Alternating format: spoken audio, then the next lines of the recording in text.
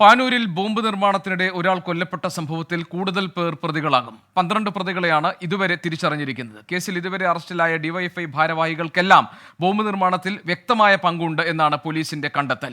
സിപിഐഎമ്മിന്റെ ഉന്നത തലങ്ങളിൽ നടന്ന പ്ലാനിംഗ് പാനൂർ സ്ഫോടനത്തിന് പിന്നിലുണ്ടെന്ന് ബിജെപി സംസ്ഥാന അധ്യക്ഷൻ കെ സുരേന്ദ്രൻ ആരോപിച്ചു.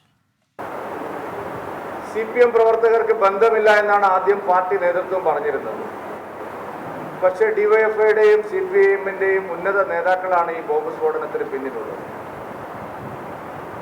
രാഷ്ട്രീയ എതിരാളികളെ വകവരുത്താനും തെരഞ്ഞെടുപ്പ് കാലത്ത് ഉഗ്രസ്ഫോടനം ഉണ്ടാക്കാനും ഉദ്ദേശിച്ചുള്ള ഒരു ബോംബ് നിർമ്മാണം പ്രാദേശിക തലത്തിൽ മാത്രം ആസൂത്രണം ചെയ്തതാണ് എന്ന് കരുതാനാവില്ല. സിപിഎമ്മിന്റെ ഉന്നത തലങ്ങളിൽ ആസൂത്രണം ചെയ്ത് നടപ്പാക്കിയ ഒരു പദ്ധതിയാണ്. അതുകൊണ്ടാണ് ഏരിയ തലത്തിലുള്ള നേതാക്കളെല്ലാം സ്ഫോടനം നടന്ന ഉടനെ സംഭവസ്ഥലം സന്ദർശിക്കാനും പിന്നീട് പ്രതികളുടെ വീടുകളിൽ ചെല്ലാനും കുറ്റക്കാരെ. സജോ ദേവസ്യ ഞങ്ങളുടെ പ്രതിനിധിയുണ്ട് കണ്ണൂരിൽ നിന്ന്. സജോ, ഈ പാനൂർ ബോംബ് സ്ഫോടന കേസുമായി ബന്ധപ്പെട്ട് പോലീസിന്റെ നിഗമനങ്ങൾ എന്തൊക്കെയാണ്? പാർട്ടിക്ക് ബന്ധമില്ല എന്ന് പാർട്ടി പറയുമ്പോൾ നേരെ തിരിച്ച് പാർട്ടി പ്രവർത്തകർ തന്നെ ഇതിൽ ഭാഗമായിട്ടുണ്ട്, പ്രതികളായി വരുന്നതാണല്ലോ നമ്മൾ കാണുന്നത്. പോലീസിന്റെ റിമാൻഡ് റിപ്പോർട്ടിലും അതുണ്ടായിരുന്നു. എന്തൊക്കെയാണ് ഏറ്റവും പുതിയ വിവരങ്ങൾ?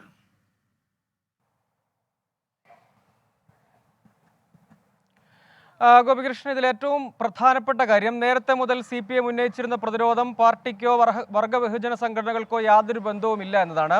പക്ഷേ പോലീസ് അത് അംഗീകരിക്കുന്നില്ല. ഇതിനകം പ്രധാനപ്പെട്ട ഭാരവാഹി പദവികൾ, അതായത് യൂണിറ്റ് സെക്രട്ടറി, ജോയിന്റ് സെക്രട്ടറി പദവികൾ വഹിക്കുന്ന 4 പേരാണ് ഈ കേസിൽ അറസ്റ്റിലായിരിക്കുന്നത്. ആകെ 12 പ്രതികളെയാണ് തിരിച്ചറിഞ്ഞത്.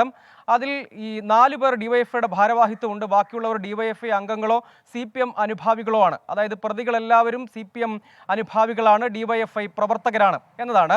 അതിൽ പോലീസ് സമർപ്പിച്ച റിമാൻഡ് റിപ്പോർട്ടിൽ 2 പേരുടെ റിമാൻഡ് റിപ്പോർട്ട് സമർപ്പിച്ച വേളയിൽ, അതായത് അമൽ ബാബു, ഡിവൈഎഫ്ഐ ഭാരവാഹി കൂടി യൂണിറ്റ് സെക്രട്ടറിയായ അമൽ ബാബു ഉൾപ്പെടെയുള്ളവരുടെ റിമാൻഡ് റിപ്പോർട്ട് നൽകിയ വേളയിൽ ഈ അക്രമത്തിന് രാഷ്ട്രീയ ലക്ഷ്യമുണ്ട്, പ്രതികൾക്ക് ജാമ്യം നൽകിയാൽ രാഷ്ട്രീയ സംഘർഷം പ്രദേശത്തുണ്ടാകും എന്ന വാദമാണ് മുന്നോട്ട് വെച്ചത്. അമൽ ബാബു കൈവേലിക്കൽ മേഖലയിലെ, പാനൂർ കൈവേലിക്കൽ മേഖലയിലെ CPIMന്റെ റെഡ് വോളണ്ടിയർ ടീമിന്റെ ക്യാപ്റ്റൻ കൂടിയാണ് എന്നതാണ് പ്രധാനപ്പെട്ട കാര്യം.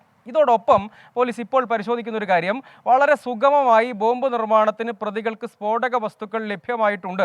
ഇത് ഇവർക്ക് ഈ കൃത്യമായ സഹായം ലഭിച്ചിട്ടുണ്ട്.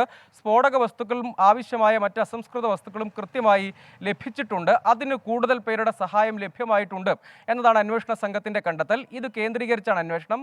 മുൻകാലങ്ങളിൽ ബോംബ് നിർമ്മാണത്തിനായി ഓൺലൈൻ വഴി സ്ഫോടക വസ്തുക്കൾ വാങ്ങിക്കുന്ന രീതിയുണ്ട്. മറ്റൊന്ന്, ക്വാറികളിലേക്ക് സ്ഫോടക വസ്തുക്കൾ കൊണ്ടുപോകുമ്പോൾ അവരുമായി ബന്ധം പുലർത്തുന്ന ആളുകൾ അവിടെ നിന്ന് സ്ഫോടക വസ്തുക്കൾ സമാഹരിച്ചിട്ടുണ്ട്. മറ്റൊന്ന്, മൈസൂർ ഉൾപ്പെടെയുള്ള കർണാടകയിലെ വിവിധ പ്രദേശങ്ങൾ കേന്ദ്രീകരിച്ച് സ്ഫോടക വസ്തുക്കൾ പാനൂരിലേക്ക് എത്തിയെന്ന് നേരത്തെ മറ്റൊരു കേസിൽ കണ്ടെത്തിയിരുന്നു. അതായത് അനധികൃതമായി സ്ഫോടക വസ്തുക്കൾ പ്രാദേശികമായി സൂക്ഷിക്കും വിധം പാനൂരിലേക്ക് എത്തിയെന്ന് കണ്ടെത്തിയിരുന്നു.